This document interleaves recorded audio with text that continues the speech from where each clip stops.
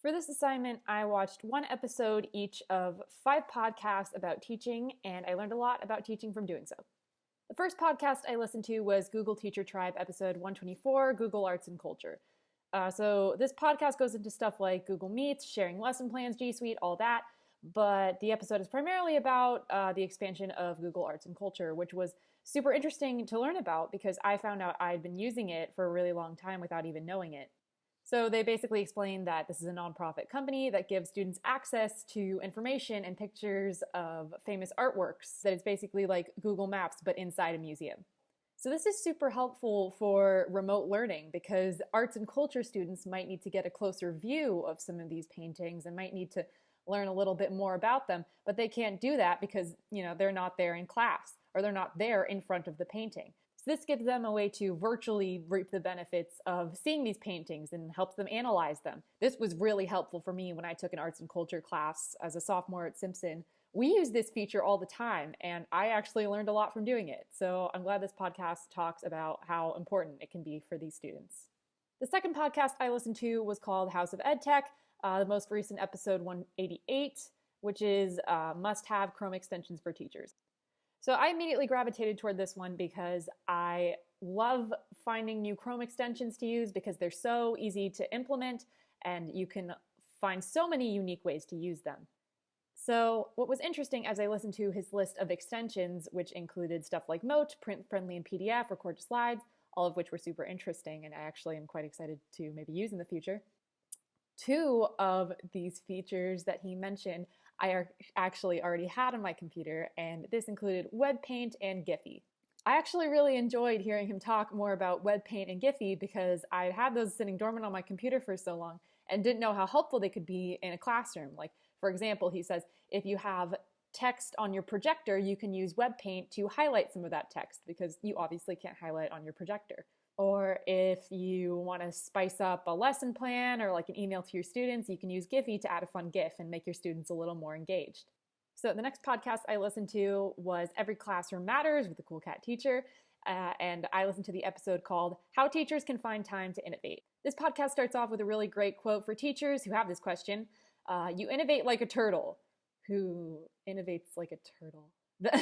You go slow and steady, you break stuff into chunks, you take it really slowly like a turtle.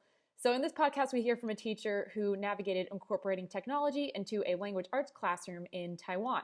So through the innovations of her and the teacher she was working with, they managed to teach students really important lessons that were not only about technology, but how to collaborate with others, how to work together, and how to learn about technology itself. As the podcast points out, this is a really important lesson for students nowadays to learn, considering so much of our lives, for so many reasons, revolve around technology.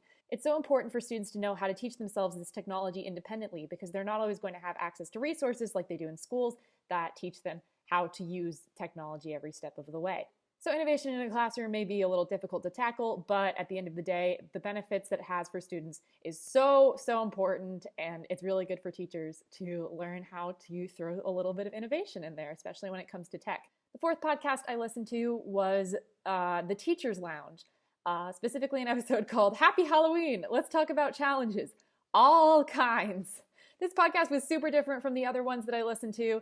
It was really casual and it focused a lot on stuff like teacher relationships and like our feelings and like what we go through in the workplace. So specifically, this podcast brought up the issue of teachers not being paid very much, which is always something that I've been a little worried about. And so it was nice to hear them address that and just acknowledge that issue. And also it talks a little bit about like teacher relationships with one another in the workplace and how we're not all super good friends and we don't need to be. Then it also talks about how teachers can facilitate respect in the classroom and why they deserve respect in the classroom, even though parents can impede that sometimes. So a really great quote from this podcast was, there's times during the day when my students, I can be friends with them, I can hang out, I can be like the fun teacher, but when it's time to get serious, it's time to get serious. I think that's a super helpful thing for teachers to remind themselves because in all my classes where teachers haven't really been too serious and have kind of just been like, I'm your friend, I haven't really learned that much. The last podcast I listened to was Ditch the Textbook podcast, episode 189, 2 words to guide your remote learning and teaching. So this podcast gives us Two important words, synchronous and asynchronous, in terms of learning with tech. Synchronous is when we're all learning at the same time, so whether that's in person or over a video call. And asynchronous is when we all access things on our own time. So he explains it's good to have a balance, but it's helpful to choose which one of these works best for us in our classroom and which ones to implement the most. So synchronous has some benefits in that it's really good for building relationships with students because you get to see them face to face.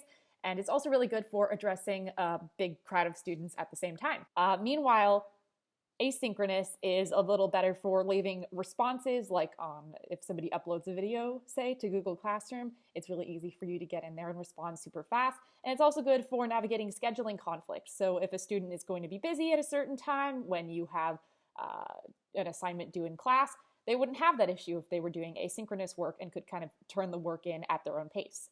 So the tools mentioned in this podcast and the rest of these podcasts have actually been really helpful to learn about. And I'm really looking forward to implementing some of these things maybe in the future on my journey to becoming a teacher.